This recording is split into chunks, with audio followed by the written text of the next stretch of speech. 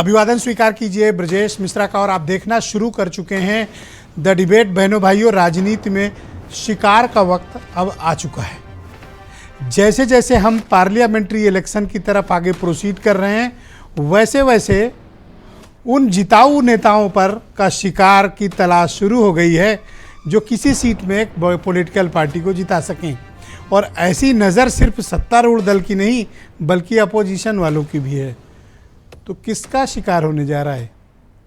आज की परिचर्चा उत्तर प्रदेश में जिताऊ कैंडिडेट ढूंढने के शिकार पर आधारित है।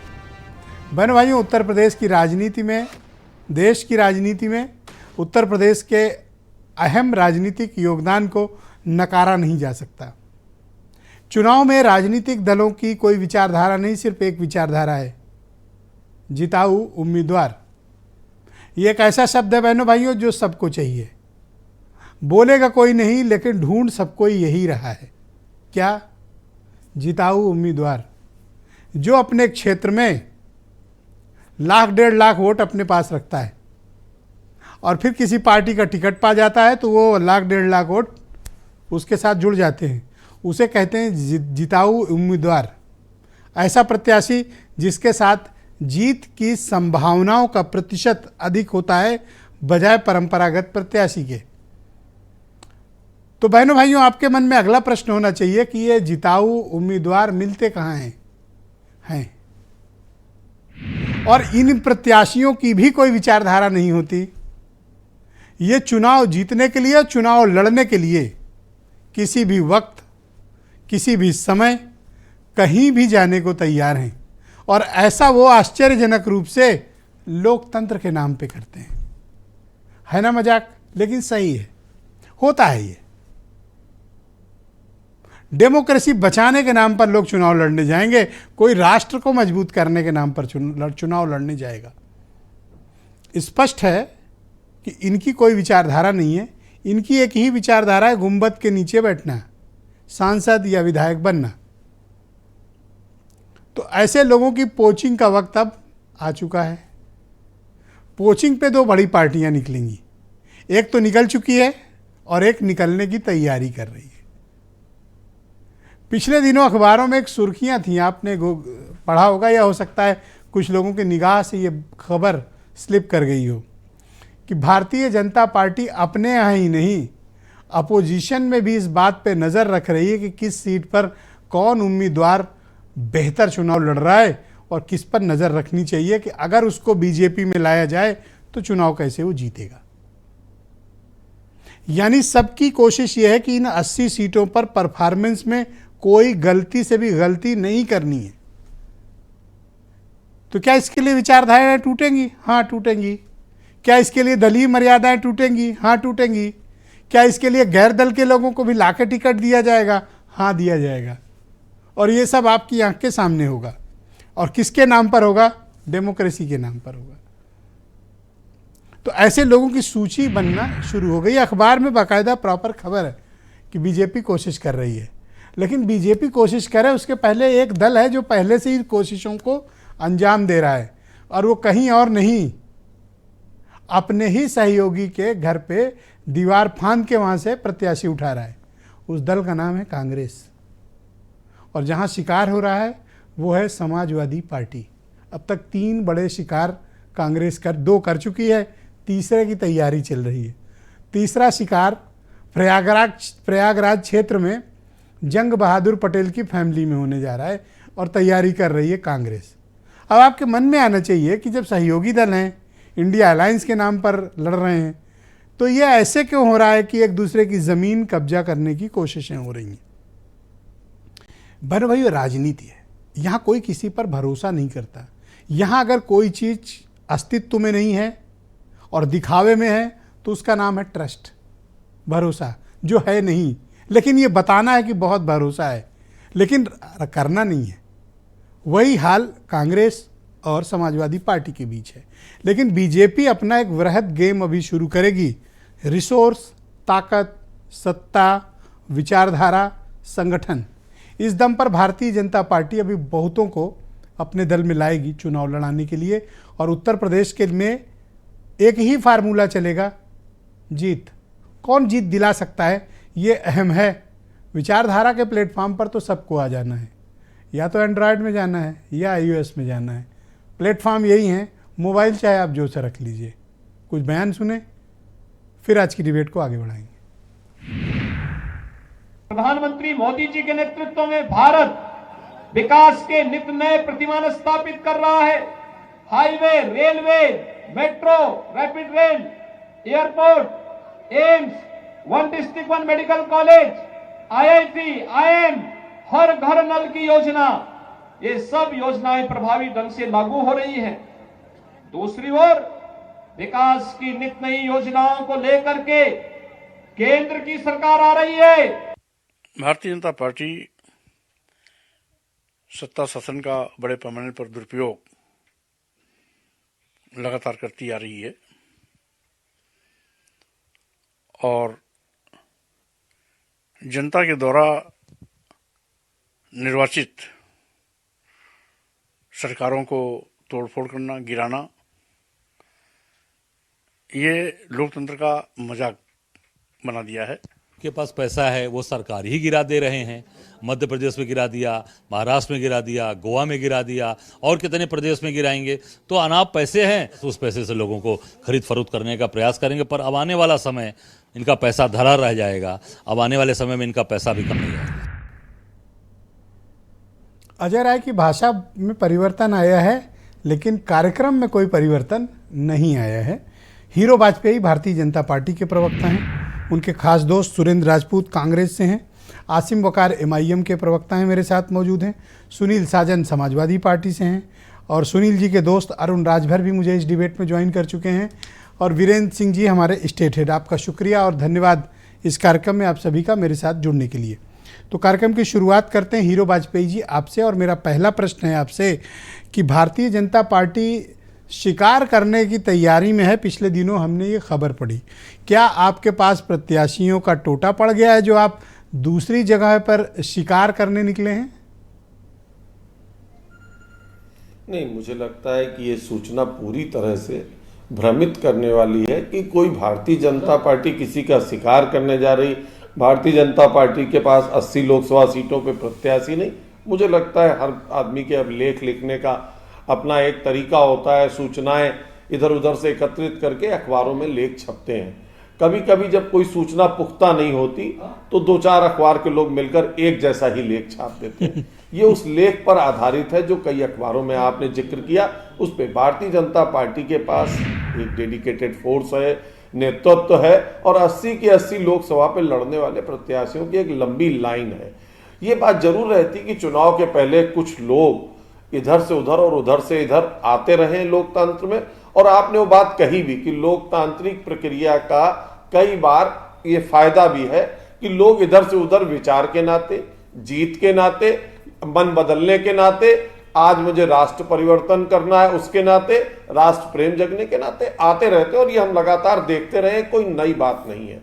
लेकिन भारतीय जनता पार्टी 2024 का चुनाव आदरणीय मोदी जी के नेतृत्व में, उत्तर प्रदेश में आदरणीय योगी जी के नेतृत्व में पूरे मनोयोग से लगी है। हर सीट की विधिवत तैयारी है, हर जगह हमारे कार्यकर्ता है, हर जगह हमने फीडबैक का सिस्टम रखा हुआ है। और तो क्या आप इस बात को कंफर्म करते हैं कि भारतीय जनता पार्टी को उत्तर प्रदेश में उतारेगी? क्या बीजेपी को उत्तर प्रदेश में दूसरे दलों के लोग नहीं चाहिए चुनाव लड़ने के लिए? आप कंफर्म करते हैं कि दूसरी पार्टी के लोग आप नहीं लेंगे, बिल्कुल कोई बात नहीं करेंगे?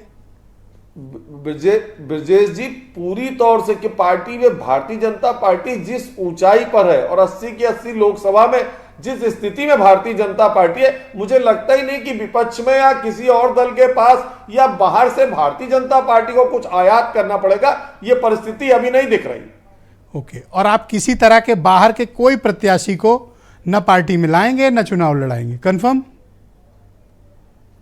देखिए ब्रजेश जी, मुझे पता नहीं कि भविष्य में आगे हम आप डिबेट कर पाएंगे कि नहीं कर पाएंगे, भविष्य की बात नहीं कहता। आज की तारीख में भारतीय जनता पार्टी 80 की 80 सीटों पे अपने प्लान, अपने लोकसभा के जो प्रत्याशी उनके साथ चल रही है। और सुनील साजन समाजवादी पार्टी के प्रवक्ता हैं मेरे साथ मौजूद। अभी मेरे मुंह से प्रत्याशी निकलने जा रहा था, लेकिन ऐन वक्त पर प्रवक्ता निकल आया। सुनील जी, आपका स्वागत है। मैं आपसे जानना चाहता हूं कि आपके घर लगातार शिकार अभियान एक पार्टी चला रही है, क्या आपको अंदाजा है कि आपके घर पे ये हो क्या रहा है? नहीं ब्रजेश जी, मुझे लगता है, मुझे पूरा अंदाजा है, हमारी पार्टी को अंदाजा है, हमारे नेता को अंदाजा है। और ये सच है कि उत्तर प्रदेश में 80 की 80 सीटों पर अगर भाजपा के खिलाफ कोई मजबूती से लड़ सकता है तो समाजवादी पार्टी है। समाजवादी पार्टी अपनी तैयारी कर रही है, हम 80 की 80 सीटों पर तैयारी कर रहे हैं। देखिए, हम समाजवादी पार्टी के प्रवक्ता हैं, हमसे अगर कोई भी बात करेंगे तो हम समाजवादी पार्टी। एक इंटरवीनिंग क्वेश्चन ये है कि आप अभी कह रहे हैं कि समाजवादी पार्टी जीतने की स्थिति में है, अब आप इंडिया अलायंस की बात नहीं करते हैं, ये स्पष्ट करते चलिए। नहीं, मैं उसी पे आ रहा था। इंडिया अलायंस की बात करेंगे हमारे नेता माननीय अखिलेश यादव जी। हम तो समाजवादी पार्टी की बात करेंगे, समाजवादी पार्टी की तैयारियों की बात करेंगे, और समाजवादी पार्टी की तैयारी 80 की 80 सीटों पर है, और ऐसी है और साइकिल पे है। नेता ने कहा कि अगर उत्तर प्रदेश में भारतीय जनता पार्टी को कोई रोक सकता है तो पीडीए रोक सकता है, समाजवादी पार्टी रोक सकती है, साइकिल रोक सकती है। सर, आप डेलिबरेटली सिर्फ समाजवादी पार्टी शब्द का इस्तेमाल कर रहे हैं। आप ये क्लैरिटी देते चले हमारे दर्शकों को कि इंडिया अलायंस जैसी चीज अभी आपके जहन में बिल्कुल नहीं है। नहीं होगी तो हमारे नेता के जहन में होगी।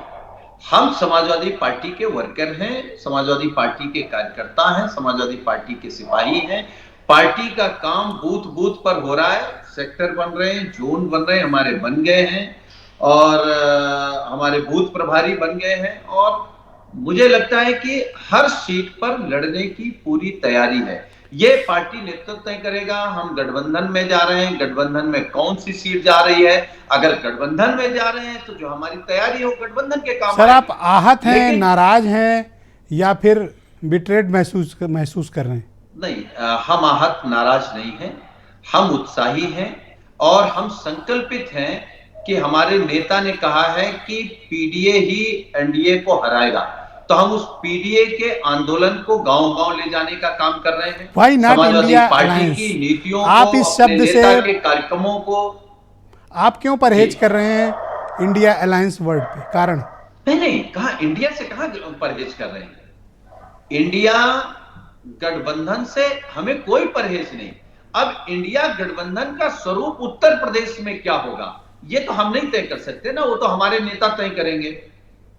ये तो स्वरूप तय हो चुका है। आप लोग एक नेशनल प्लेटफॉर्म पे इकट्ठा हुए हैं और आपने कहा है कि मिलकर चुनाव लड़ेंगे लोकसभा का। वो स्वरूप तय हुआ था, स्वरूप मध्य प्रदेश में दूसरी तरीके से दिखा है, तो मुझे लगता है कि फिर बैठकों का दौर शुरू होगा, तब उत्तर प्रदेश का स्वरूप तय हो पाएगा। नाउ इट्स क्लियर आपकी तरफ से कि ऐसा कोई प्लेटफॉर्म फिलहाल एग्जिस्ट उत्तर प्रदेश पे नहीं करता, और अगर करना है तो बैठकर बात करनी पड़ेगी, करेक्ट? हम केवल ब्रजेश जी ये साफ कर सकते हैं कि उत्तर प्रदेश में इंडिया गठबंधन कहां लड़ेगा हमें जानकारी नहीं है। हमें सिर्फ ये जानकारी है कि समाजवादी पार्टी 80 के 80 सीटों पर तैयारी कर रही है। ये नेता सर, जैसे आपको अपनी पार्टी और अपने नेता की चिंता होती है, उसी तरह मैं अपने दर्शकों की चिंता करता हूं, क्योंकि सब अपना कीमती वक्त छोड़ के इतनी महत्वपूर्ण डिबेट आप लोगों के साथ 1 घंटे बिताते हैं, तो जब वो डिबेट से जाएं तो ये क्लैरिटी लेकर जाएं कि समाजवादी पार्टी के लिए उत्तर प्रदेश में इंडिया अलायंस एग्जिस्ट नहीं करता। आपको इस क्लैरिटी देने में क्या बुराई महसूस होती है? नहीं, कोई बुराई नहीं है। समाजवादी पार्टी इंडिया गठबंधन का हिस्सा है। इंडिया गठबंधन का स्वरूप उत्तर प्रदेश में क्या होगा, कौन कितनी सीटें लड़ेगा, ये माननीय अखिलेश यादव जी तय करेंगे। जिस तरीके से मध्य प्रदेश में कांग्रेस ने तय किया है, हमें कोई दिक्कत नहीं हुई। तो मुझे लगता है कि उत्तर प्रदेश में जब माननीय अखिलेश यादव जी तय करेंगे तो कांग्रेस को भी कोई दिक्कत नहीं होगी। कांग्रेस हमारी सहयोगी पार्टी है, हम लोग मिलकर वहां आपको एक भी सीट नहीं दी गई और आधी रात आपसे कहा गया कोई अलायंस नहीं, तो क्या वही फार्मूला आप उत्तर प्रदेश में इंडिया अलायंस के बड़े पार्टनर्स के साथ करने वाले हैं?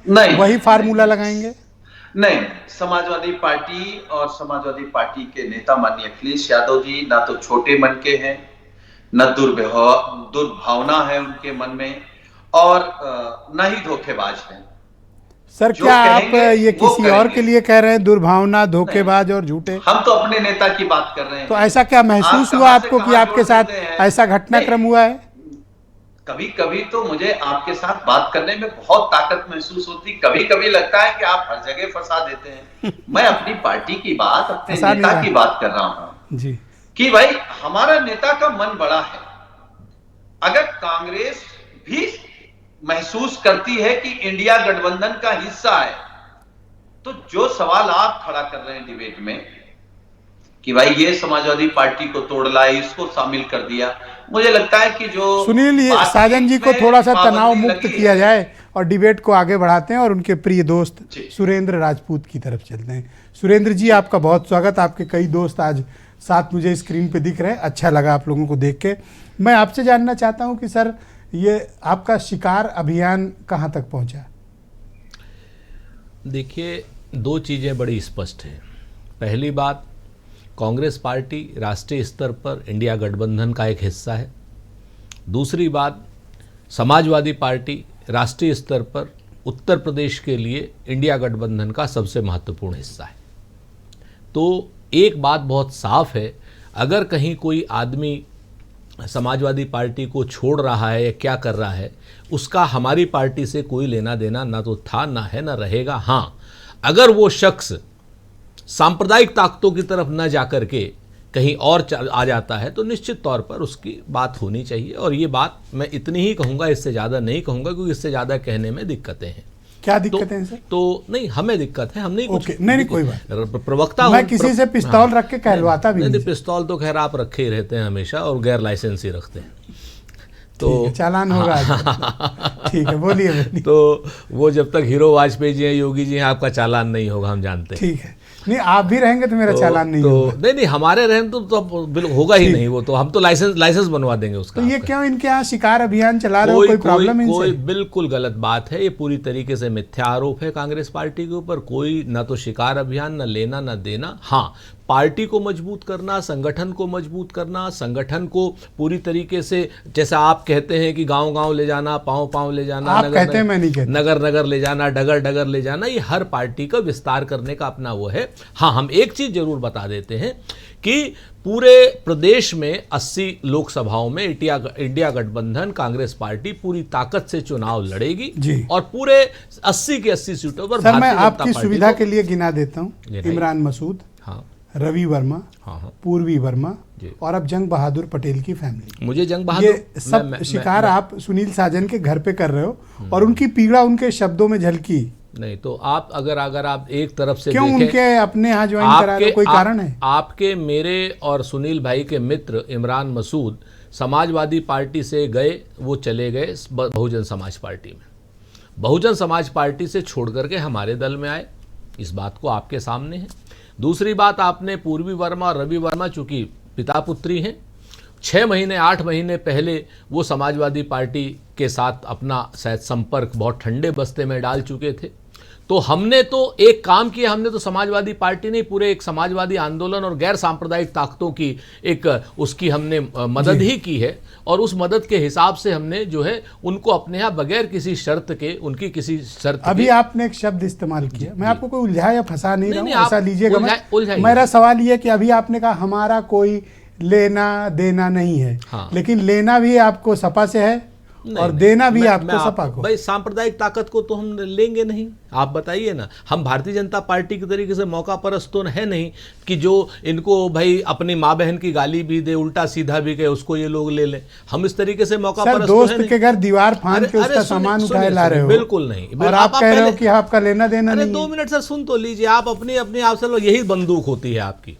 मैं आपसे सवाल सबको बुरे लगते हैं। मैं आपसे नहीं, कोई हमें बुरा नहीं, हमें तो अच्छा लगता है। आप देखिए ना, पिछले 1.5 महीने से आप ये चीज नहीं बता रहे हैं कि 6 कैबिनेट हो गई, कैलाश वो केशव मौर्य अभी कैबिनेट में नहीं गए। वो किसके यहाँ जा रहे हैं? उनके भाजपा के यहाँ तो चोरी नहीं होने जा रही। चैनल देखते नहीं। अरे सुनिए ना सर, आप शायद मध्य प्रदेश में रहे होंगे। सुनिए तो सर, अभी आगे तो सुन लीजिए सर। आप आगे मुझे तो हीरो वाजपेयी ने फोन भी किया था उसके दूसरा, कश्मीर से लेकर कन्याकुमारी तक और अगरतला से लेकर के पोरबंदर तक खबर है कि क्या नाम योगी आदित्यनाथ जी को चेंज करके किसी पिछड़े को मुख्यमंत्री बनाने की बात है। भाई अगर पिछड़ों को मुख्यमंत्री बनाने की बात है तो अरुण राजभर बैठे हैं, या इनके पिताजी को क्यों नहीं बना देते हैं, संजय निषाद को क्यों नहीं बना देते, क्यों नहीं बना देते केशव मौर्य को। तो दूसरी पार्टी से लाओ ना, इनकी पार्टी पे शिकार क्यों कर रहे हो? मैं आपसे फिर से कहता हूं कि भारतीय जनता पार्टी अपने नेता बचाए, क्योंकि भारतीय जनता पार्टी में जो पिछड़े नेता हैं वो आज की डेट में बहुत असहज महसूस कर रहे हैं, और ये एक बहुत बड़ी टूट का संकेत सर, ये है। सब लोग समझ रहे हैं कि आप थोड़ा डिबेट की लाइन घुमा रहे हैं। नहीं बहुत बड़ी लेकिन आप उसी को चाकू लगा रहे हैं जो आपको हाथ थाम के निकालने आया है। बिल्कुल नहीं, समाजवादी पार्टी हमारे विश्वस्त सहयोगी है, हम समाजवादी पार्टी क्या जंग बहादुर को ले रहे हो पार्टी में? हमारी समाजवादी पार्टी विश्वस्त सहयोगी, हम समाजवादी तो कह दो जंग बहादुर को नहीं लूंगा, मैं मान लूं कि आप विश्वस्त हो। मैं अगर अखिलेश यादव जी या सुनील साजन भी क्यों कहें वो? सुन लीजिए ना, फिर आप अगर वो बात करते हैं तो बिल्कुल क्लियर कीजिए। क्यों कहें मैंने वो? इमरान मसूद का आपको उदाहरण बता दिया। मैं आपसे फिर से कहता हूं कि हमने इमरान मसूद को बहुजन समाज पार्टी जब उन्होंने छोड़ दी, पहले सपा छोड़ी फिर बहुजन समाज। एक आरोप और लग रहा है सर जी बताइए ना, कि आप भाजपा- समाजवादी पार्टी को नहीं तोड़ रहे हैं, जी। बल्कि आप अपने लिए प्रत्याशी खोज रहे हैं। हाँ, ये इस बात को लेकर के आप बहुत सी चीजें, बहुत लोग वो कर रहे हैं। मैं तो आपको बताऊं कि हम लोग तो 80 की 80 सीटों पर तैयारी कर रहे हैं, इंडिया गठबंधन की पूरी तरीके से तैयार हैं। क्यों नहीं तैयार होंगे? संगठन को मजबूत करना हर पार्टी का दायित्व है। अगर मजबूत कांग्रेस पार्टी होगी तो जहां पर समाजवादी पार्टी का उम्मीदवार खड़ा होगा तभी तो मदद कर भैया, पाएगी। दोस्त का घर तोड़ के मजबूत हो गए। अरे बात तो सुनिए सर, आप फिर वही है, हमने तो बता दिया अपना जवाब। आप गुस्सा क्यों हो रहे हो? आराम से बात सर, करिए। मैं अभी आप थोड़ी देर बाद कह देंगे धन्यवाद, और मेरी सर, भाजपा हो वाली गया, बात 3.5 मिनट, 4 मिनट हो अभी गया। फिर भाजपा वाली बात चली जाएगी। आपने कर दिया ना। आप ये नहीं चाह रहे हैं कि उत्तर आप प्रदेश पता नहीं क्या कहना आप चाहते हैं। ये कतई नहीं चाहते। मैं आपके दोस्त आसिम वकार को अब सुन बुलाता लीजिए सर, 30 सेकंड तो दे दीजिए। अब हमारी बात कहने के लिए दे दीजिए, आपकी बात तो हमने कह दी, ले लूं बारे please. Sir. Bharatiya Janata party अब ये बताए आज की डेट में जाति जनगणना पर उसका क्या विचार है। भारतीय जनता पार्टी ये बताए कि केशव मौर्य उनके यहाँ पर 6 कैबिनेट मीटिंग्स में क्यों नहीं जा रहे हैं। भारतीय जनता पार्टी ये बताए कि अफवाह कौन उड़ा रहा है कि क्या नाम योगी आदित्यनाथ जी को चेंज हो रहा है। भारतीय जनता पार्टी ये भी बताए कि एक इतनी बड़ी टूट की आशंका भारतीय जनता पार्टी में है कि शायद इनकी सरकार गिर जाए। आज आपको लगा सुनील साजन थोड़े आहत हैं आपसे? नहीं, बिल्कुल नहीं। सुनील भाई हमारे अच्छे दोस्त हैं, और सुनील भाई की जो पार्टी है और उनके जो राष्ट्रीय नेतृत्व है, सर आप एक तरफा कहे जा रहे हो, उनका तो कोई रिस्पांस मुझे दिख नहीं रहा। लाइव वीडियो पे मौजूद है, ऐसा नहीं कि कोई मैं उनको कह रखा हूं कि बिल्कुल ना रिस्पॉन्ड करना। बहुत अच्छे लोग हैं, और भारतीय जनता पार्टी के मायावी Thank you, शासन sir. को हटाने के आसिम लिए वकार। सुनील साजन की पार्टी पूरी तरीके से बहुत बहुत कृत धन्यवाद संकल्प है हम आपका लोगों के सुरेंद्र जी, साथ। शुक्रिया। थोड़ा आपको तनाव मुक्त किया जाए। वकार साहब, स्वागत आपका। आप उत्तर प्रदेश का बाहर, आपका दौरा कैसा रहा हम लोगों को थोड़ा तो ये बताइए। और दूसरा, इन दिनों घर पे शिकार हो रहे हैं, आप देख रहे हैं कि ये लोग क्या कर रहे हैं एक दूसरे के साथ? नहीं सर, मैं तो देख ही रहा हूँ सिर्फ, और कुछ कर ही नहीं सकता मैं। तो देखने दीजिए मुझे आराम से। तो ये हो क्यों रहा है ऐसा? नहीं, मुझे कांग्रेस प्रवक्ता की एक बात बहुत अच्छी लगी। क्या? उन्होंने कहा कि सेकुलर नेताओं को ही ले सकते हैं, सांप्रदायिक दल के नेताओं की हमारे क्या कोई जगह नहीं है। ये रिकॉर्ड चेक करा। हाँ, बोला। रेवंता रेड्डी, नाना पटोले, अजय राय, ये छगन भुजबल, संजय निरुपम, ये सब सांप्रदायिक पार्टी के नेता हुआ करते थे। वो तो आरएसएस से आ गए 3। तो सेकुलर हो गए ना सर, अब नहीं, तो ले नाना सकते हैं। पटोले, रेवंता रेड्डी और अजय राय तो आरएसएस की पैदाइश। और सबसे बड़ी बात कि जो सबसे बड़े क्रिमिनल थे उद्धव ठाकरे, वो पूरा दल इनके साथ आ गया। समझिए सर। सर, डेमोक्रेसी भी तो बचानी है। हाँ, तो डेमोक्रेट सर, अब क्या बताएं, डेमोक्रेसी बचानी है या अपनी पार्टी बचानी है? पहले तो ये तय हो जाए ना कि क्या बचाना है। डेमोक्रेसी बचाना है, सत्ता बचाना है, पार्टी बचाना है, या आप अपनी पार्टी की भूमिका कहाँ पाते हैं? सर, हम लोग गारंटी के साथ भारतीय जनता पार्टी के विरोध में थे, हैं और रहेंगे। बाकी किसी की कोई गारंटी नहीं, ना किसी दल की, ना किसी नेता की। जो भी लोग आपके दर्शक सुन रहे हैं, उन सबको फिर से कह रहा हूं, असद ओवैसी और आसिम वकार पूरी गारंटी है कि बीजेपी के साथ ना कभी गए, ना जाएंगे, न जाने की सोचते हैं। राजनीति छोड़ देंगे। कांग्रेस तो तेलंगाना में हर रैली में कह रही है कि बीजेपी के लिए आप मदद कर रहे हैं वहाँ पे। सर मैंने आपसे जो बात कही इसको समझिए, मैं हवा में नहीं बोलता। मध्य प्रदेश में कांग्रेस को वोट दिया जनता ने पिछली बार। सरकार बीजेपी की किसने बनवाई? माधवराव सिंधिया साहब के साहबजादे ने, ज्योतिरादित्य ने। कांग्रेस के नेता, बड़े नेता राहुल जी के दोस्त चले गए बीजेपी के साथ। गोवा में किसने सरकार बनाई? कांग्रेस के लोगों ने। राजस्थान में मामला चल रहा है जी। गहलोत साहब भी जा सकते हैं, सचिन पायलट भी जा सकते हैं, उनकी कोई गारंटी नहीं, आप नहीं लेंगे सर। कमलनाथ भी अगर कल को गद्दी जरूरत पड़ जाए तो चले जाएंगे साथ में। सुरेंद्र जी मुझे मैसेज कर रहे हैं कि इनसे पूछिए कि हैदराबाद में गोशा महल वाली सीट पर इन्होंने बीजेपी विधायक के खिलाफ प्रत्याशी क्यों नहीं उतारा? वजह उसकी है सर, गोशा महल की सीट जो है वहां पर बीआरएस लड़ रही है और मजबूत टक्कर दे रही है। अगर हम भी अपना प्रत्याशी उतार देते तो वहां पर जो बीजेपी का प्रत्याशी था वो मजबूत कंडीशन में आ जाता। गोशा महल में बीजेपी प्रत्याशी को हराना है, इसलिए असद ओवैसी साहब ने, एमआईएम ने पूरा सपोर्ट बीआरएस को दिया है। सर जहां 58% माइनॉरिटीज का वोट हो वहां पर आपने उस सीट पर क्लेम क्यों नहीं किया? सुनिए सर, बात नहीं 58% नहीं है वहां पर, आपके पास जानकारी गलत है तो आप दुरुस्त कर दो। सुनिए सर, कांग्रेस वहां क्यों लड़ा रही है? कांग्रेस को चाहिए था कि बीआरएस को सपोर्ट करती। ये कौन सी कहानी बता रहे हो? नहीं, ये कहानी ये है कि आप देखिएगा, अगर बीआरएस का कैंडिडेट वहां हारता है और बीजेपी का राजा सिंह जीतता है तो मैं आपसे ये गुजारिश कर रहा हूं, आप वहां का रिजल्ट जरूर मंगाइएगा। कांग्रेस को जितने वोट मिले होंगे उन्हीं वोटों से बीजेपी का प्रत्याशी जीतेगा। देख लो कहीं तेलंगाना वोट कटवा है नहीं, गोशा महल में वोट कटवा है कांग्रेस। वो तो आपको कह रहे हैं आप ऐसा कांड कर रहे हो, वो तो कह रहे हैं दे सरकार रहे में हैं आ सर। रहे हैं। नहीं, हमसे मत पूछिए, हम भी यहां बैठे हुए हैं, आप भी देखिए हमारे सारे वोट जा रहे हैं राजा सिंह के अगेंस्ट बीआरएस में, और इनके सारे वोट जो हैं वो राजा सिंह के फेवर में ये काट रहे हैं। मैं गोशा महल की आवाम से गुजारिश कर रहा हूं, पर ऐसा ना हो कि आपके नीचे की जमीन कांग्रेस वहां खींच ले और आपको पता ही नहीं चले। मैं गोशा महल की आवाम से गुजारिश कर रहा हूं आपके चैनल पर कि अगर राजा सिंह को हराना चाहते हो, बीजेपी को हराना चाहते हो गोशा महल में, तो कांग्रेस को 200 वोट से ज्यादा मत देना। अगर कांग्रेस को 200 वोट से ज्यादा दोगे तो राजा सिंह जीत जाएगा। राजा सिंह को हराना है तो कांग्रेस को बस 100-200 वोट। आप बीजेपी के खिलाफ नहीं, कांग्रेस के खिलाफ आजकल बहुत हैं। सर मैं कह रहा हूं गोशा महल से बीजेपी को हराना है, पर सर जैसे सर्वे कांग्रेस रिपोर्ट्स जिताना आ रही चाह हैं, रही है। आप सुने तो जी। जैसी रिपोर्ट्स आ रही कहीं ऐसा ना हो कि दरी खींच लें और आप धड़ाम सर तेलंगाना वो तो 3 में। तारीख को मालूम पड़ेगा। अभी तो मालूम नहीं पड़ेगा, वो तो 3 तारीख को मालूम पड़ेगा। अभी आप गारंटी ले सकते हैं? इस बार आपको ना फिट कर दें वहां पे ये लोग? नहीं, वो तो बात की बात है सर। भाई इनका बस चल जाए तो ये पूरे हिंदुस्तान से सारी क्षेत्रीय पार्टियां खत्म कर दें। कौन? कांग्रेस वाले, अच्छा। बीजेपी वाले, ये लोग क्षेत्रीय पार्टियों को खत्म कर दें और ये आपस में ही खेलें। नहीं नहीं ऐसा नहीं, बीजेपी में तो देखो अरुण जी जब से अरुण राजभर गए हैं फल फूल रहे हैं, क्या दिक्कत है उनको?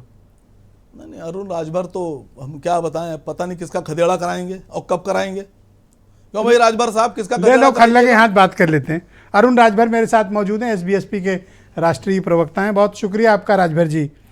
ये क्या कह रहे हैं आसिम वकार, और ये क्या है, आप लोगों का कुछ बनी बात या नहीं बनी?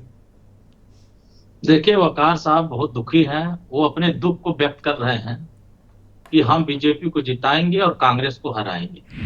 और अच्छी बात है, वकार साहब अगर हमारी चिंता कर रहे हैं तो अच्छी बात कर रहे हैं। और वो तेलंगाना में ही नहीं कर रहे हैं, वो कहीं और लड़ रहे होंगे तो वहां भी हमारी मदद ही कर रहे हैं।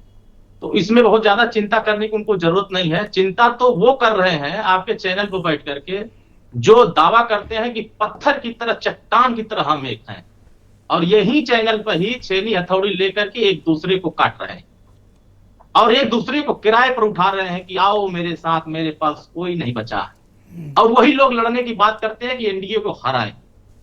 हराने वाले लोग सब मिलकर के इस बार ज्यादा सीट से जिताने की कार्यक्रम चला रहे हैं और ज्यादा सीट देने के लिए पूरी योजना बना ली है। अब ये लोग जो मध्य प्रदेश में गाली दे के आए हैं, अब यहां कैसे चेहरा मिलाएंगे उत्तर प्रदेश में कि ये चालू पार्टी है, ये धोखेबाज लोग हैं, इनको वोट नहीं देना है, वो तो रिकॉर्ड में आ गया है। अब वो कैसे कहेंगे कि इनको वोट देना है, ये सही पार्टी है?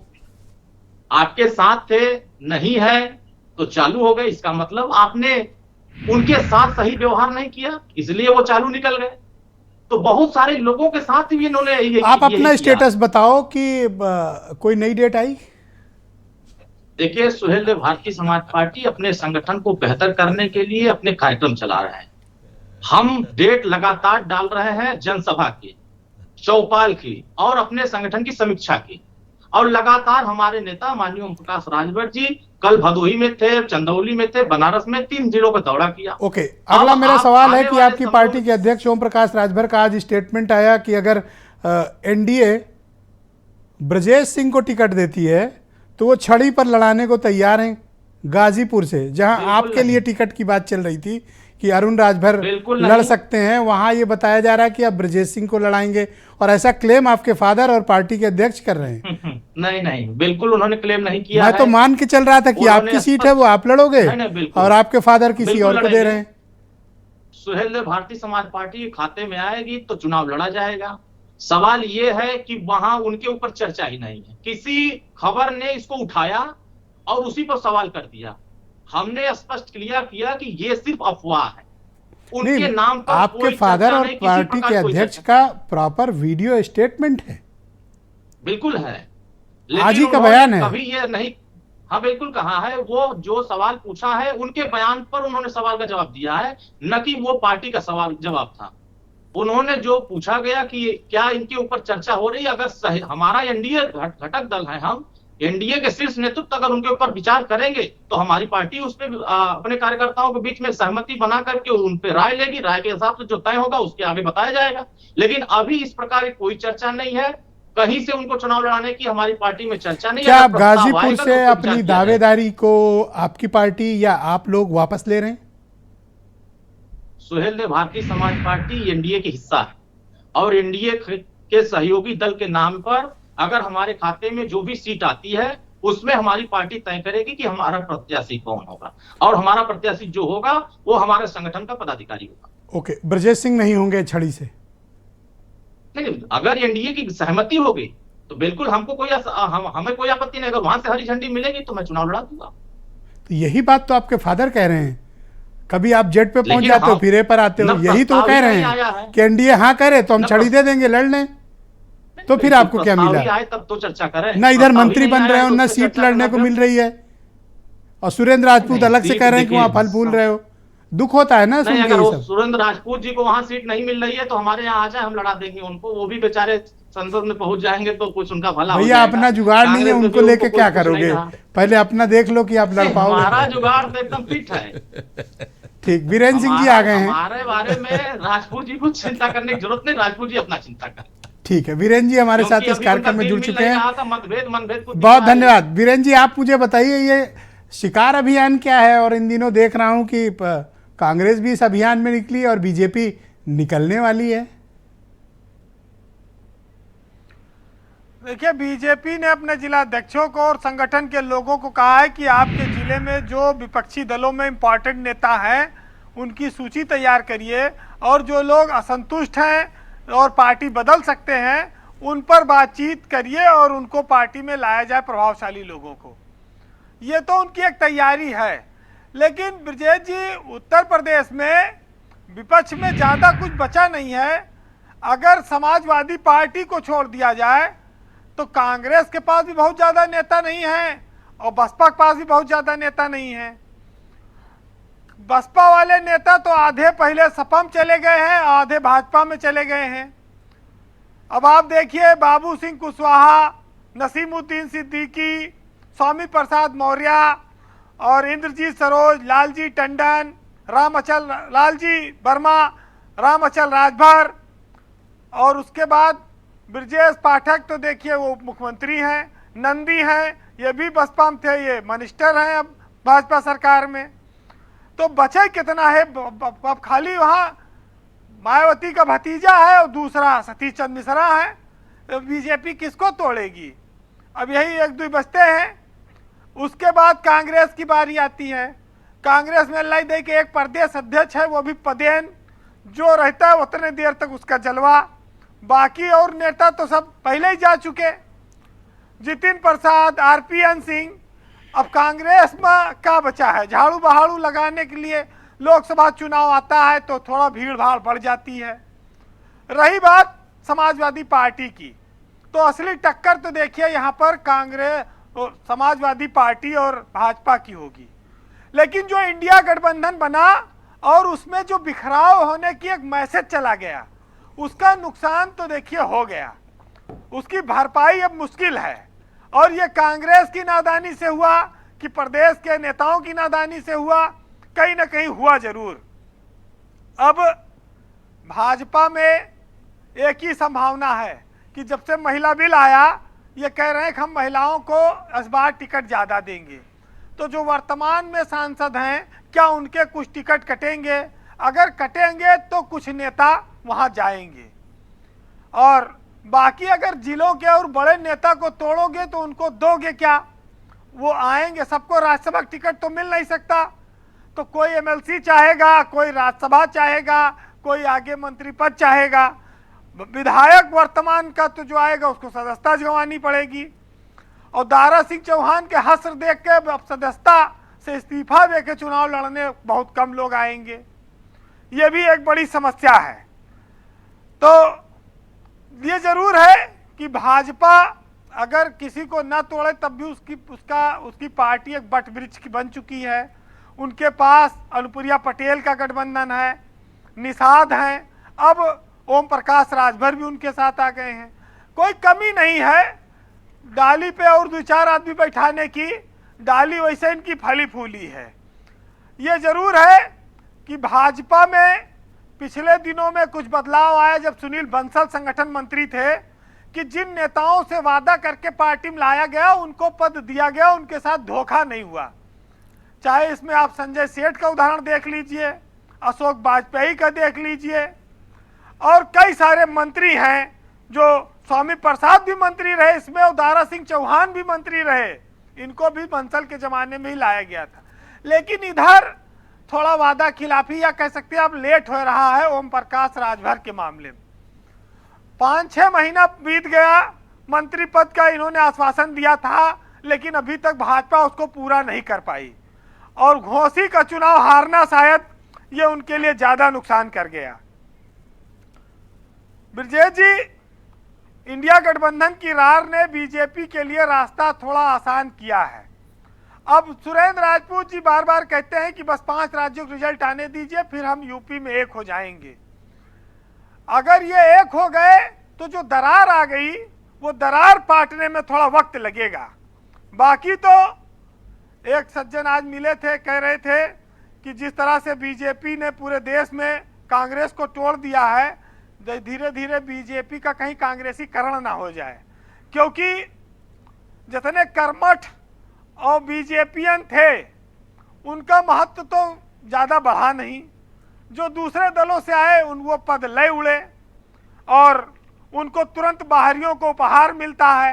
तो बोरा बिछाने वाले लोग आज भी एहसास में हैं कि शायद हमारा नंबर आ जाए, कुछ दिनों बाद हमारा नंबर आ जाए। तो कहीं दूसरे दलों को तोड़ते तोड़ते अपने मूल कार्यकर्ता ही निराश न हो जाएं, ये भी देखना है। वैसे राजनीति में सबको संतुष्ट करना जिंदा मेढक तराजू में तौलने की तरह माना गया है, क्योंकि एक को बैठाओगे तराजू में, दूसरा उछल के बाहर हो जाएगा। तो ये कभी पूरा हुआ नहीं, लेकिन भाजपा लोकसभा के लिए पूरी ताकत लगाएगी, इसमें कोई शक नहीं। अब विपक्षी दल कितने सतर्क हैं। अब आरएलडी में तो खाली जयंत चौधरी ही हैं, एक ही नेता है। अगर वही टूट जाए तो पार्टियां चली जाए पूरी। छोटी पार्टियों में एको नेता अगर तोड़ देंगे तो उनके पास कहाँ क्या बचेगा। तो ये तो आने वाले वक्त में पता चलेगा। लेकिन फूट डालो राज करो की नीति आई, पार्टी तोड़ो राज करो की नीति आई, तमाम बार विधायक तोड़कर सरकारें बनाई गई, और हर दौर में कहा गया कि भाई लोगों का हृदय परिवर्तन हुआ, लोग लोकतंत्र की मजबूती के लिए आते और जाते हैं, अपना फायदा उसमें ज़्यादा नहीं होता है। बहुत सारे लोग जब आजकल ईडी और सीबीआई जमाना है तब भी ये कहते हुए आ रहे हैं कि नहीं, हम उधर से नहीं इधर से जी बिल लगा के आए हैं। जी वीरेंद्र, बहरहाल उदय प्रताप सिंह जी की एक कविता है, सुनिएगा, बड़ी शानदार है कि शराफत को जमाने वाले कमजोरी समझते हैं और मोहब्बत तो इबादत है मगर इसे चोरी समझते हैं। और ये साकी की इनायत है, पिला दी हमको आंखों से मगर नासेह मियाँ इसको नशाखोरी समझते हैं। और आपस में लड़ा कर भाइयों को राज करते हो और मुआफिक आ गई अंग्रेजों की थ्योरी समझते हैं। और हमारे देश में जनतंत्र के ऐसे मुहफिज हैं कि दलित को आज भी गोदान का होरी समझते हैं। बहुत शुक्रिया वीरेंद्र जी, बड़ी मौजूद बात आपने की। बहुत बहुत धन्यवाद हमारे साथ जुड़ने के लिए और ग्राउंड जीरो से अपने इनपुट और फीडबैक हमें उपलब्ध कराने के लिए। बहन भाइयों, परिचर्चा को आगे बढ़ाएंगे। हीरो वाजपेयी भारतीय जनता पार्टी के प्रवक्ता हैं। हीरो वाजपेयी जी, आपकी पार्टी यानी एनडीए क्या महसूस करती है कि आपका मुकाबला यूपी में समाजवादी पार्टी से होगा या फिर इंडिया अलायंस जैसे गठबंधन के अस्तित्व को आप यूपी में स्वीकारते हैं? देखिए ब्रजेश जी, इंडिया अलायंस जैसी कोई चीज मुझे तो नहीं पहले भी दिखती थी, क्योंकि हर चुनाव से पहले लोकसभा के दूसरा मोर्चा, तीसरा मोर्चा बनता रहा और चुनाव के पहले ये मोर्चों का एक ही कैप्शन लाइन होती है कि हम साथ साथ हैं, और चुनाव आते आते ही हम 7-8 हैं। ये होता रहा और यही हुआ इस बार भी। और जो व्यथा अभी सुनील साजन जी के आपने सुनी वो यही थी कि भाई आपने एक साथ तय किया कि हम साथ चलेंगे और आपको जहां लाभ लिखा वहां आपने कट लगा दिया। ठीक है, सुरेंद्र राजपूत जी काफी कोशिश किए कि वे, लेकिन मुझे नहीं लगता सुनील साजन के दुख में आप क्यों इतना दुखी हो रहे हो? आपको तो खुश होना चाहिए। नहीं, दुखी नहीं है। जो आपने विषय पूछा कि इंडिया गठबंधन, तो दुख तो उस समय गठबंधन का दिख रहा है। सुनील साजन जी प्रवक्ता है एक पार्टी के, और यदि उस पार्टी के प्रवक्ता के द्वारा आपने कई बार सवाल पूछा और तो व्यक्त किया उन्होंने, तो मैं उसी बात को आगे बढ़ा रहा हूं। मैं उनकी व्यथा से व्यथित नहीं हूं। वो स्वतंत्र पार्टी है, अपना निर्णय खुद करेंगे, अकेले चलने की ताकत भी रखते हैं। तो ये निर्णय अगर हो रहे हैं तो ये जनता जनार्दन है, उसने देखा ये अवसरवादी गठबंधन दो सवाल हैं सर आपसे, और किस लिए टूट गए। हर किसी को शक्ति अर्जित करनी है, उस शक्ति के चक्कर में बन रहे हैं और टूट रहे हैं। और मुझे लगता है जनता सब कह रहे हैं ऐसे निर्णयों को बहुत नजदीक से देख रही है, आपकी डिबेट के माध्यम से दो देख सवाल रही है। सर, और मुझे लगता है ये गठबंधन बनने से पहले बिखर गए, जनता के मन में एक तस्वीर साफ हो चुकी है। सब लोग कह रहे हैं कि फला बीजेपी की बी टीम है, फला बीजेपी की बी टीम है। आज आप क्लैरिटी दो कि आसिम वकार से आपका क्या रिश्ता है? नहीं, सपा से भी सर, ये भी तो देखिए, उनसे पूछ लो फिर। एक पार्टी है, उस पार्टी के वो प्रवक्ता है और हमारा उस पार्टी से कोई अलायंस नहीं है। ये मेरे ख्याल से विपक्ष की सुविधा रहती है कि ऐसा कोई बचा नहीं जिसको हमारा बी पार्ट ना बताया गया हो। राजभर जी वाला थोड़ी क्लैरिटी दे देते, काफी ज्यादा मायूसी हो रही समर्थकों में।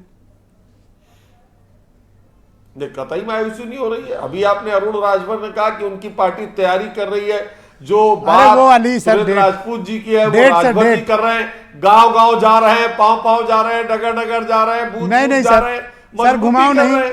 और चुनाव में जब आप गठबंधन एनडीए का देखेंगे तो आपको खुद ही घुमाओ नहीं, वो शपथ वाली डेट बता देते तो एक मसला सॉर्ट आउट हो जाता, वो भी तसल्ली से आराम करके। फिर आप ब्रजेश जी, आप भी जान रहे हैं मुझको और मैं भी जान रहा हूं आपको कि मेरी ये हैसियत नहीं कि मैं शपथ की डेट बता दूं। फिर भी आप बार बार पूछते हो तो मैं बता रहा हूं कि राजभर जी का भविष्य एनडीए में उज्जवल है। मंत्री बन जाएंगे सर? मंत्री ही पद उनके लिए छोटा है, मंत्री तो रह चुके हैं। कुछ नहीं सर, वो बना दो, बाद में बड़ा वाला बाद में देखेंगे, अभी तो वो बनाओ। आपकी इतनी सिफारिश है, मैं लगातार कहता हूं कि कोई डिबेट आप बिना राजभर जी को मंत्री बनाए पूरी नहीं करते। मुझे लगता है हमारा नेतृत्व भी आपकी डिबेट नजदीक से देखता है। जरूर आपकी इच्छा। सर भाई हैं हमारे, हम तो पैरवी करेंगे ही उनकी। सुनील साजन मेरे साथ मौजूद हैं। मैंने कब कहा कि आपके भाई नहीं, तो हमारे तो कतई नहीं, हमारे तो पार्टनर है, अलायंस पार्टनर। नहीं सर, भाई हैं हमारे, उनकी पैरवी हम हमेशा करेंगे। सुनील साजन मेरे साथ भाई है, मैं तो शुभकामना इसीलिए आपको भी शुभकामना दे रहा हूं कि ना नेतृत्व देखता और ये विषय आप हमेशा उठाते। मुझे लगता है मनोकामना आपकी शीघ्र पूर्ण ही होगी। ठीक है, मैं सुनील साजन को आमंत्रित करता हूं। ये अभी आपने सुरेंद्र राजपूत जी की बात सुनी, इनका ही कहना है कि न हमारा लेना है न देना है, लेकिन ऐसा इनके कार्यों से प्रतीत होता है, इनकी पार्टी के, कि ये लेने पे ज़्यादा विश्वास रख रहे हैं और ये कहते हैं कि अगर नहीं लेते उनको तो वो बीजेपी में चले जाते। ये तो आपके ही आदमी को उठा भी रहे हैं और आप पर एक झुआ एहसान भी लाद रहे हैं। नहीं, ठीक है, क्योंकि सुरेंद्र राजपूत जी बड़े भाई हैं और उनका अनुभव बड़ा है, उनकी पार्टी बड़ी है, उनकी पार्टी का भी अनुभव बड़ा है। हालांकि कुछ मामले में उनका अनुभव अच्छा है, कुछ मामले में गड़बड़ है। लेकिन उत्तर प्रदेश की अगर बात करें तो हमारे नेता माननीय अखिलेश यादव जी ने एक संकल्प लिया है कि उत्तर प्रदेश वो राज्य है जहां से प्रधानमंत्री बनते हैं और उत्तर प्रदेश में बीजेपी जीतेगी तो दिल्ली में बीजेपी की सरकार बनेगी। लेकिन अगर उत्तर प्रदेश बीजेपी हार जाएगी तो फिर दिल्ली में बीजेपी हार जाएगी, फिर इंडिया की ही सरकार बनेगी और कोई समाजवादी ही प्रधानमंत्री होगा। तो क्या जो लड़ाई है, लड़ाई सर एक मिनट थोड़ा रिमाइंड करिए। कोई समाजवादी ही प्रधानमंत्री होगा, what do you mean? Samajwadi विचारधारा का जो कांग्रेस विचारधारा का नहीं खिलाफ होगा, जो सर कांग्रेस विचारधारा का नहीं। कांग्रेस अपने को सोशलिस्ट इस समय मान रही है। नो सर, कांग्रेस एक अलग विचारधारा है, समाजवाद एक अलग विचारधारा है सर। साथ जुड़ सकते हैं, वो अलग विषय है, पर विचारधाराएं अलग है सर। नहीं, हम सब लोग मिल करके एक समाजवादी सोच का प्रधानमंत्री बनाएंगे। प्रधानमंत्री तो समाजवादी ही होगा। ऐसा प्रतीत होता है कि आप अब कांग्रेस से फाइनली तलाक चाहते हैं या दे रहे हैं। कैसी बात कर रहे हैं? वरना ऐसी भाषा आप कभी बोलते नहीं थे कि देश इस बार समाजवादी प्रधानमंत्री देखेगा। आप कुछ बोलते हैं तो हम लोग मानते हैं कि भाई पार्टी की ही बात है, क्योंकि यार वेरी सीनियर स्पोक्स पर्सन। तो नाउ इट्स फाइनल कि अब आप कांग्रेस से बिल्कुल अलग हैं। कांग्रेस से अलग होना, कांग्रेस के साथ रहना, इंडिया गठबंधन, ये सब फैसले राष्ट्रीय नेतृत्व तय करेगा। हम कोई बड़ा फैसला नहीं कर सकते, ना बड़ा बयान दे सकते हैं। सर ये बयान बड़ा है सुनील जी, गठबंधन का हिस्सा पार्टी सुनील जी एक चीज क्लैरिटी दें। आपने शब्द इस्तेमाल किया समाजवादी प्रधानमंत्री, क्या आपको लगता है कि कोई हल्की बात आपने कही है? ये बहुत बड़ी बात कही है। इसका मतलब आप कांग्रेस की लीडरशिप को ओपनली चैलेंज कर रहे हैं सर। आप जब अभी माननीय सुरेंद्र राजपूत जी से पूछेंगे कि क्या अगला प्रधानमंत्री समाजवादी विचारधारा का होगा, तो वो कहेंगे कि हाँ, अगला प्रधानमंत्री समाजवादी। मैं इसलिए कह रहा हूं कि आप ये भी जोड़ सकते हैं, कांग्रेस भी तो जोड़ सकते हैं, लेकिन आप कैटेगरिकली ये बात कह रहे हैं समाजवादी। नहीं, वो ब्रजेश जी, मुझे लगता है जब आप पूरा इंडिया गठबंधन को देखेंगे तो इंडिया गठबंधन में क्या है, सब समाजवादी। सर वो मैंने देखा मध्य प्रदेश में काफी समाजवाद दिखा मुझे। हम बाबा साहब मध्य प्रदेश में मुझे दिखा सर समाजवाद नहीं मानते, या हम गांधी जी को नहीं मानते, कौन कहेगा? ठीक है सर, मैं आपके मित्र सुरेंद्र राजपूत को ही आमंत्रित कर लेता हूं, वो बेटर इसको डिफाइन कर पाएंगे। सुरेंद्र जी हम सब के लिए थोड़ा इजी करिए, आप बड़े विद्वान प्रवक्ता हैं। समाजवादी प्रधानमंत्री शब्द की थोड़ा व्याख्या करिए। सोशलिस्ट कांग्रेसी सर, कांग्रेसी वर्ड नहीं बोला। नहीं, सोशलिस्ट कांग्रेस, समाजवादी विचार, समाजवादी प्रधानमंत्री बोला। ब्रजेश भाई आप शब्दों को पकड़ते रहिए, आपकी अपनी इच्छा है, लेकिन हाँ हम इतना बता देते हैं कि इंडिया गठबंधन में हर दल के पास योग्यतम उम्मीदवार हैं प्रधानमंत्री पद के लिए। कांग्रेस में श्री राहुल गांधी जी हैं, श्री मल्लिकार्जुन खड़गे साहब हैं, समाजवादी पार्टी में श्री अखिलेश यादव जी हैं, क्या नाम नीतीश कुमार जी हैं, जेडीयू में तेजस्वी जी हैं, एम के स्टालिन साहब हैं, सभी लोग हैं हमारे पास और सभी योग्यतम उम्मीदवार हैं और इसका फैसला जो होगा वो केंद्रीय नेतृत्व करेगा। नंबर एक। नंबर दो, ये बात अपने आप में सच है, सबकी सोच जो है वो समाजवादी कांग्रेस के प्रति है। कोई भी एक आदमी भी ऐसा नहीं है जो सोशलिस्ट कांग्रेस की विचारधारा का नहीं। सर मैं ओपन प्लेटफॉर्म आपको दे रहा हूं जी, एंकरिंग भी आपको दे रहा हूं जी। आप ये बात सुनील साजन से कहलवा दें। नहीं, सुनील साजन जी का देखिए मैं आपको बताऊं, मेरा मत और सुनील साजन जी का मत अगर भिन्न नहीं होता तो वो समाजवादी पार्टी और कांग्रेस एक होती। कहीं ना कहीं कुछ ना कुछ 10 में से 3 चीजें हम लोगों के मतभेद में हैं, लेकिन हम लोग अपने मतभेदों को बुलाते हुए इस मायावी शासन को या मायावी कुशासन के अंत के लिए बिल्कुल पूरी तरीके से एक है, इसमें कहीं कोई कहने की बात नहीं है। तीसरी बात जो सबसे बड़ी बात बड़ा कोल्ड बिहेवियर है आज सुनील साजन नहीं, का मैं आपके प्रति। नहीं, हमारे प्रति उनका बिहेवियर क्या है या नहीं है ये हम और वो बात कर सकते हैं, दोनों हिंदी जानते हैं, तुर्की थोड़ी जानते हैं। तो मैं आपको सीधी सी बात सीधा कर रहा लाइन दे रहा हूं, कॉन्फ्रेंसिंग लेकिन मैं एक बात बहुत स्पष्ट कह दूं कि हम सब लोग मिल करके भारतीय जनता पार्टी को हराएंगे। हम भारतीय जनता पार्टी को जिताने का ऐसा कोई काम नहीं करेंगे जैसा तेलंगाना में भारतीय जनता पार्टी, बीआरएस और एएमआईएम मिलकर के कर रही है। और ये बहुत एक साथ मिलकर के भारतीय जनता पार्टी वाले केंद्र में 58 से लेकर के 68 या 98% मुद्दों पर बीआरएस जो होती है, कसमें खाई अगले बंदे ने, आसिम वकार ने, आपको यकीन नहीं? वो उनका अपना, मैं उनके ऊपर मेरी कोई टीका टिप्पणी नहीं है। मैं तो आपको दो चीजें बड़ी स्पष्ट कह रहा हूं, आपके सामने है। आप कह भी 98% से ज्यादा बिल पर बीआरएस ने भारतीय जनता पार्टी का सपोर्ट किया है। इनकी बताओ सर, है ना।